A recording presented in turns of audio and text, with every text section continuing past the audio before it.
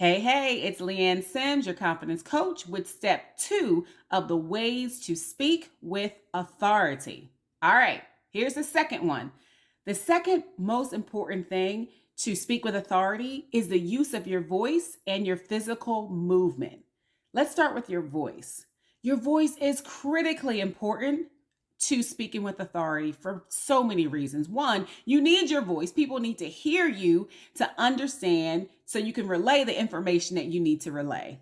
If you are whispering or if your voice is not carrying, they're not going to hear you. Use your voice. Sometimes, depending on the size of the room, you may need to accentuate your voice and use your diaphragm more than perhaps you've done before.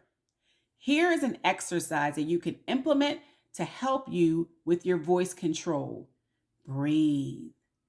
Breathing is so critically important. It's not just for exercise. When you are speaking, when you're presenting information, whether it be in the conference room, at work, or whether it be at the front of a classroom if you're a teacher, or on top of a stage if you are in theatrics, or if you're giving a keynote presentation, or if you're preaching even, you need to accentuate your voice, but you need to do that by breathing.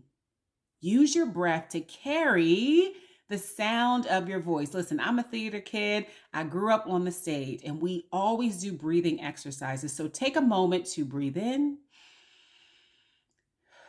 and breathe out before you hop on the stage. One, it'll relax you, but also practicing deep inhales and exhales will teach you how to use your voice to speak with authority. You want your voice to carry your words, to carry the tonality of what you're saying.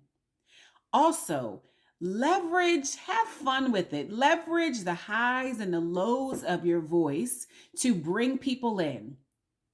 Use pauses, just like I did, and made you stop for a second. If you weren't watching me, you probably turned around and say, is my video still working? Do that. Take pauses. Pauses will help people to bring their ear in a little bit closer to you. Use your voice really high sometimes, and also bring it really low and serious too. The theatrics, if you will, the circus activity of moving your voice up and down will bring people into your message and keep it kind of interesting. I mean, who doesn't want to listen to somebody who's interesting? And it's not just for the stage. It's not just for a keynote. When I am in the corporate setting, I've been in asset management or healthcare for 20 years now as a leader, and presented in front of thousands of people even at one time. In doing that, I've learned that you must use and play with the highs and the lows of your voice to draw people in. Use pauses as well. The other thing is physical movement, especially if you are on a stage. Physical movement is critically important because y'all know it's so easy to get bored when you're listening to somebody. So move to the left, to the right, to the center of the stage. Don't go too far back because you need people to see you, but leverage that movement of your body to keep people going. You also see how I'm moving my hands. I'm not Italian, but listen, you might think I am with the way I'm moving my hands. Is that a stereotype? Most likely, but you feel me, right? Use your hands to bring people in. Don't go too wild because you don't want to distract either, but use your hands, right? It's kind of a dance. You might think this is extra, but the use of your hands, even if you study politics, you'll notice leaders, people who want to appear presidential, they might do this, or they might do this, or different movements to command authority. And the other thing is eye contact. Eye contact is likely the most important piece of garnering the sense of authority when you are speaking publicly, especially in work presentations or in business presentations. If you are proposing something, if you're pitching something, if you are trying to articulate and convey information where you need a yes at the end, people need to know they can trust you. And what's one of the best ways people can build trust with you? They got to look at you in your eyes, baby. Most people's parents taught them shake hands, look them in the eye. You don't even cheers your drink without staring somebody in the eye for other reasons that we won't talk about here. But think about that. The use of your voice, the movement of your body and physicality, and also your eye contact.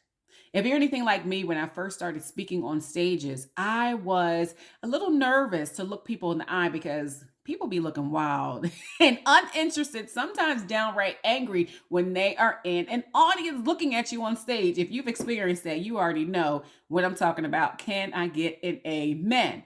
So here's a trick. Stare at the exit sign, which is just above your audience's head. They'll never know the difference. Or find a person in the audience who you know. Maybe you've planted your spouse, your bestie at work, your work husband, your work wife, whatever you want to call it. Look at them.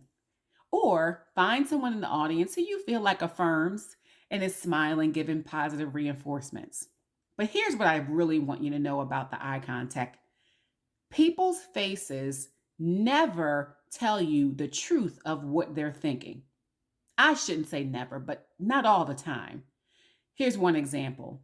When I had my book signing in 2016, there was a person in the audience while I was speaking who had the ug mug, like full out, arms folded, looking like they were not happy to be in the crowd and did not want to hear what I was saying, okay?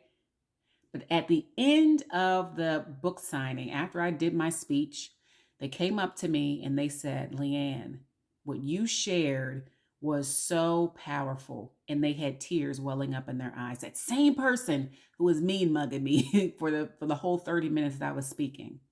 So you cannot judge how your message is impacting someone by the look of their on their faces. Those are my tips for you around using your voice and your physical movement to command authority when you're speaking.